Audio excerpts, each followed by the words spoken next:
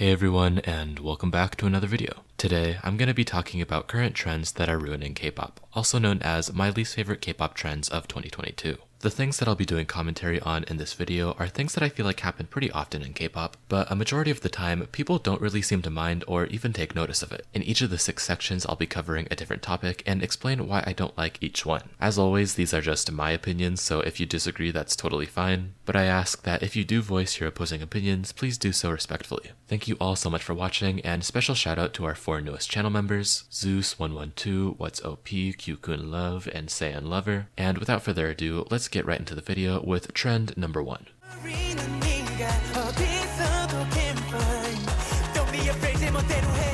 So I'm sure most of you know, but for those of you who don't, earlier this year Mnet aired a survival show where 6 already established K-pop acts competed against each other in order to win the prize of a comeback showcase. The acts that competed on the show were Hyolyn, a former member of Sistar, VIVIZ, Brave Girls, WJSN, Loona, and Kepler, and since the show ended on June 2nd, 5 out of these 6 acts have already had a comeback. Hyolyn released No Thanks, VIVIZ dropped Love Aid, the winners WJSN came back with Last Sequence, Loona had Flipped That, and Kepler returned with Up. The only one who hasn't had a comeback since the show ended is Brave Girls, but they are on tour right now, so they probably just didn't have time. And although I said earlier that the prize for winning the show was a comeback showcase, in reality, I think we can all agree that the main reason these groups went on Queendom 2 was to gain more popularity. We saw how in season 1, even though they didn't win, groups like I-dle and Oh! Saw huge booms of success after appearing on the show, and the groups who agreed to appear on the second season probably wanted a similar kind of effect to happen to them. The idea of introducing themselves not only to the fandoms of the other groups on the show, but also the general public who would probably be watching, was probably the real prize that I feel like most of these groups were sought after. Because honestly, spending 2 months of a group's time, spending all this money to prepare for these special stages on the show, and just all of the other costs that come with appearing, isn't really worth a 1 in 6 chance of winning a comeback showcase. But it would be worth solidifying themselves as a staple K-pop group with the general public. But for some reason, unlike the first season, for the second season, literally none of the groups have been able to do this. Unlike I-dle, who were able to triple their album sales after Queendom 1, or Oh! Who were able to top all the domestic charts after appearing on the show, or even Mamamoo, who were already popular before appearing on the show but just became even more so afterwards. After Queendom 2, the groups who had a comeback after the show ended have either seen little to no growth or have even lost popularity. WJSN have seen a decent growth in their physical sales, but Last Sequence is one of their worst charting singles yet. Loona's digital charting has increased a little bit, but their physical sales haven't really improved, and VIVIZ and Kepler, even though they debuted just earlier this year, after appearing on the show, both of these groups seem to have lost momentum after their first comeback, with Love Aid and Up respectively both underperforming compared to their debuts in different areas. I won't speak too soon on Hyolyn because she just dropped her comeback though. And it's just strange to me how all of these groups don't seem to be doing any better after Queendom 2. All these groups invested so much time and energy into this show, they performed these amazing stages where it feels like everybody was talking about them at the time, but it's like the moment the show ended, all of the hype around these groups literally evaporated, and that doesn't sit well with me. I mean, obviously Queendom 2 wasn't as popular as Queendom 1, but I'd like to think that all of these groups, after putting themselves under the scrutiny of K-pop stans, putting all of this effort into these stages, only for K-pop stans to immediately call not only their performances, but also just the groups in general, things like garbage and whatever else K-pop stans say nowadays. I'd like to think that all of the groups who performed deserve some sort of reward for that, but instead, it's like all that really resulted out of Queendom 2 was a big rivalry between WJSN and Loona stans. And in that case, what was the point of the show in the first place? We had this entire almost 3-month-long show where people made content based on it and people spent hours making new accounts to vote and stuff, but in the end, it almost all resulted in nothing, and I wish at least a couple of these groups saw success booms afterwards, because now there's almost like this quote-unquote Queendom 2 curse, where if you went on the show, you're gonna lose a lot of momentum in your career. And I wouldn't be surprised if most of these groups literally regret ever appearing on the show in the first place. Basically, what I'm trying to say is that I don't like this trend of groups who appeared on Queendom 2 not really seeing any major success stories afterwards, because the fact that basically none of the groups have seen any major improvements to their careers afterwards makes me feel like the entire thing was just for nothing. And I feel bad for not only all the participants, but also the employees, who put in so much effort just to make Queendom 2 happen.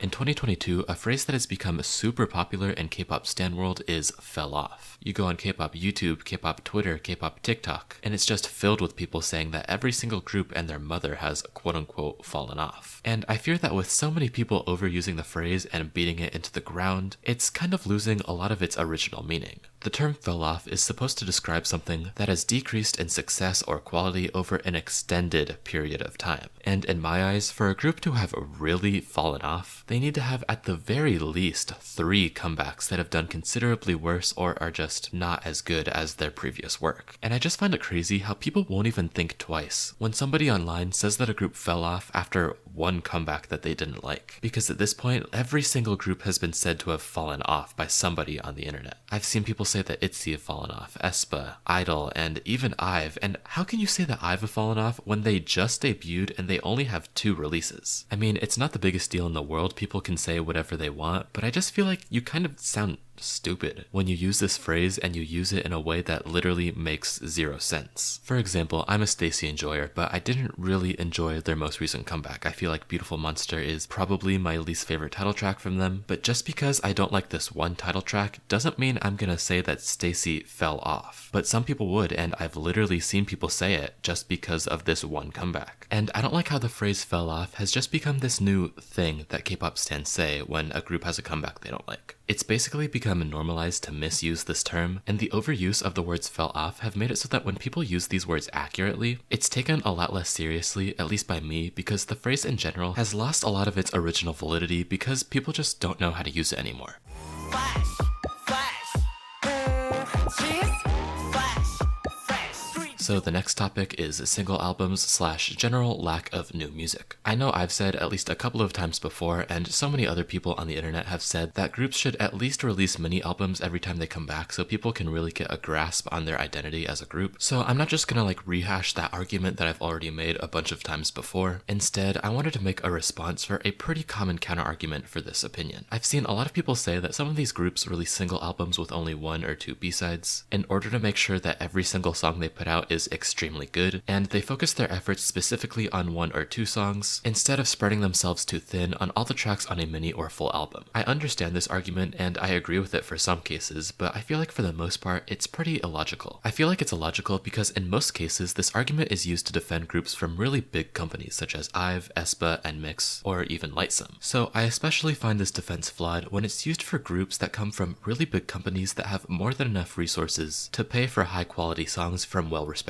producers. You know, it's not like Starship or JYP Entertainment are scrapping together every last dollar in order to debut and give these groups comebacks. Like sure, it takes copious amounts of monies in order to create these debuts and comebacks, but that's money that these companies have, so it just feels kind of lazy if they only give them 2 songs. It's not like the members themselves are composing their music. It's literally just up to the company to either hire a producer to make a new song or just buy the rights to a draft that they already have produced. All the members have to do is record their lines for the comeback, and when they have 4 months in between each one at the very least, there should be more than enough time to record for at least 6 songs. Or not even 6, I'd literally take even 4. Basically what I'm trying to say is that I understand where people are coming from when they say that these groups are just trying to focus on 1 or 2 really good songs per comeback, but in my opinion, all of the companies that at least these big rookie girl groups are coming from should have enough funds for at least 4 good songs per release. And I feel like by defending these single albums from all of these rookies, we're just allowing these companies to be lazy, and I don't like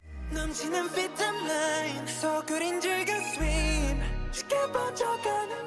The topic for this section is going to be trend hopping, and a lot of you might not know exactly what trend hopping is. I'm not sure who first said this term, but it was first said to me by my channel member What's OP in my channel member exclusive Discord server, and basically it refers to when a group doesn't really have a core image for themselves and they kind of just do whatever is popular at the time, even if it means they have to change their concept for each new comeback. I'm not going to name any specific groups, but it feels like every time there's a new trend such as retro or experimental or girl crush, there's at least a good handful of groups that completely change whatever image they had before in order to follow the trend. I know a lot of people said that K-pop groups have just been kind of unmemorable recently, and I feel like it's because so many of them are just doing what everybody else is doing, because that's what's popular and that's what's gonna bring in the money. So especially nowadays, you don't have many rookie groups that have a core identity that's distinct from the others around them. It feels like every single new boy group is trying to emulate what Stray Kids and Ateez do, and a majority of the new girl groups are trying to be like Aespa, ITZY, or I-dle. So when you have all of of these groups trying to do what their seniors do, but do it to kind of a worse degree, it becomes really hard to get interested in any of these rookies. But honestly, this isn't just a problem for rookie groups. Again, without naming names, there are some groups that used to have really core images that they kept for like 5 years, but then all of a sudden they decided they didn't want to do that kind of concept anymore, and after they changed their image, they don't really have a core concept at all. This might be something that's interesting and enjoyable to some people because they never know what to expect, but personally, I feel like you can also surprise your fans without changing concepts every single time. You can have variations while still fitting to your core image, and I think a core image is really essential to maintaining a group's popularity, because without a core image, a group just seems kind of aimless to me.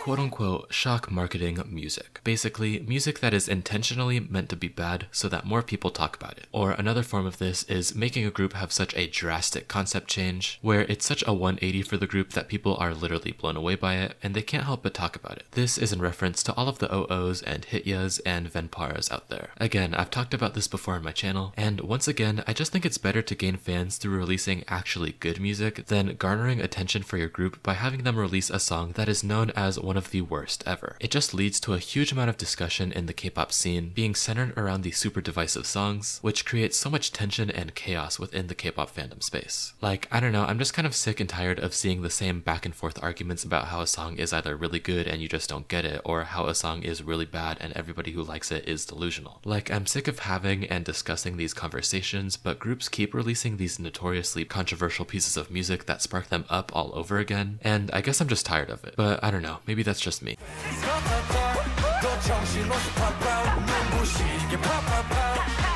So for our final section in this video, we have our channel members choice, where people who decided to press the join button down below and become a channel member gained access to our exclusive Discord server and were able to make suggestions as for what the topic for this section should be, and voted for my top 3 favorites from their suggestions to be the final choice. So if you want to join my Discord server and have a chance of having one of your sections be the topic for a future video, make sure to click the join button down below and become a member. But without further ado, the channel members choice for this video was overabundance of K-pop groups from the same company. Now, it's no surprise to anybody here that K-pop is oversaturated. There are so many active groups right now, and it feels like a new one pops up every single day. And recently, it seems like some of the bigger companies are one of the big reasons why this is the case, because they keep debuting new groups. Even though JYP already has Stray Kids and ITZY for 4th gen, they decided to debut Extraordinary Heroes and NMIXX, and also later they're gonna debut JYP Loud, which was formed off that survival show. And then HYBE already had TXT for 4th gen, but then they debuted in Hyphen, and now they have Lesserafim, and now they have New Jeans, and they also have Island 2, which is going to be airing soon. Not only does oversaturation make it hard to keep up with all of these new K-pop groups, but the fact that they come from the same companies too makes it even harder to get interested in them. I mean, Lesserafim was the first girl group to debut under HYBE for like 10 years, so that created a lot of hype for me. But then this new group from this new subsidiary, New Jeans, just dropped a pre-debut track, and I'm like, well, there was already a HYBE girl group this year, so what's so special about this one? For me, multiple debuts happening under the same company in the same year is just another reason not to keep up with all of these new groups, and it's just another reason why I don't keep up with every single new song that comes out nowadays. And I feel like since they come from the same company, it's going to create a lot of fan wars because the comparisons are going to be inevitable. So overall, I'm just not excited when a bunch of groups debut under the same company, because when there are so many new groups under the same label, it just makes them all feel a little bit less memorable, I guess. And that concludes this video. Thank you all so much for watching. What'd you all think of the things that I had to say in this video? Leave your thoughts in the comment section down below. If you enjoyed the video, don't forget to leave a like, and if you want to see more content from me, consider subscribing. Before I go, I want to thank all of my channel members: Sonarinth, Opichin ITZY, Zhu Zhumin, Wu Twice Tees, Dog, Saiyan Lover, Q-Kun Love, What's OP, and Zeus112. Thank you all seriously so much for supporting the channel. I really do appreciate it. And without further ado, thank you all again so much for watching, and I'll see you all in the next video. Peace out.